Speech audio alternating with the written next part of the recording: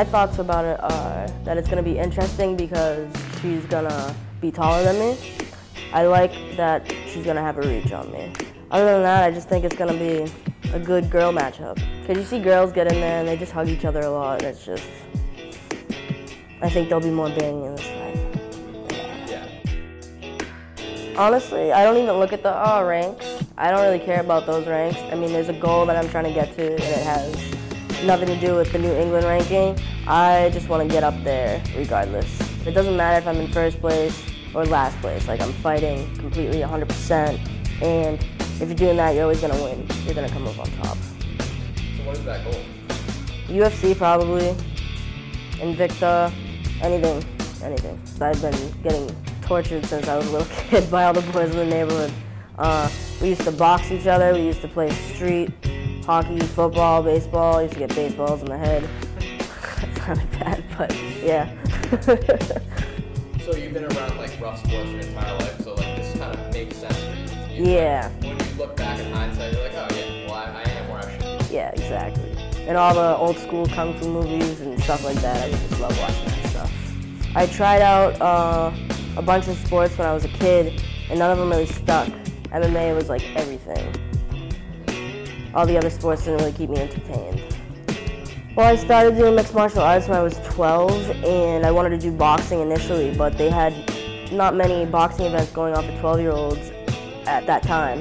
So my coach, Loco Lobo, he introduced me to jiu-jitsu, and I was really good at it, and I just kept doing it, and eventually I started competing in it because they have Naga for 4-year-olds. So I started doing that, and then I found out about wrestling my last 2 years of high school. I would have done it all 4 if I had known about it, but I didn't. So I did wrestling, and I loved that even more. And then finally the time came for me to get in the cage, and I was 18. I think I was towards the end of 18, and it was funny. We had a game plan for me to get a takedown and stay on the ground with the girl, and I had never really punched someone in the face, and when I had punched someone in the face, I kind of just fell in love with the feeling. I know that sounds crazy, but it was very fun. I love it all around. Initially, I always did have that love for the sport. Like, I grew up with boys. I never really played with girls, so I always just liked being very competitive and winning. I think it'll be cool to fight in a different place, but initially, I like Cage Titans because it's set up like an old school Coliseum, like the gladiator stuff, which I really love. What should fans expect for you on June 30th? Blood. Simple answer. Definitely a good show. I don't know, I think I'm more advanced than Taylor, but I think it's definitely, I love that she wants to come up against me. And I think that it was a smart idea that I heard she was going to go pro right away, right after she won that last belt, and I think it was a smart idea of her to face me.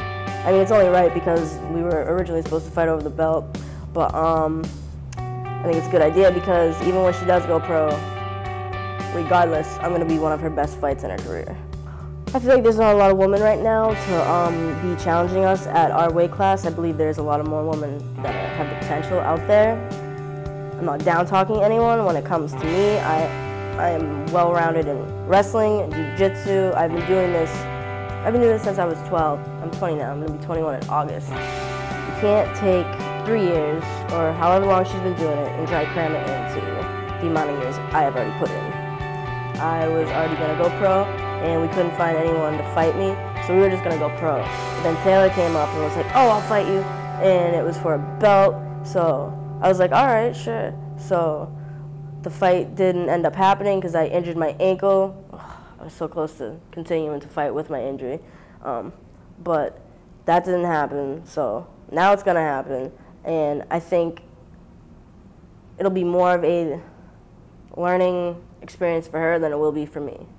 And if she does lose this fight, I think that'll also be good for her because I think we all need to experience a loss before we go pro.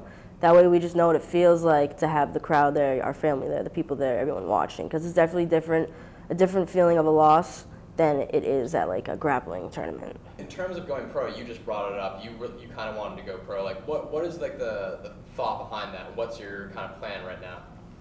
Honestly, it wasn't my decision. I honestly just chill out and I do what I'm told and I train hard and my coaches guide me.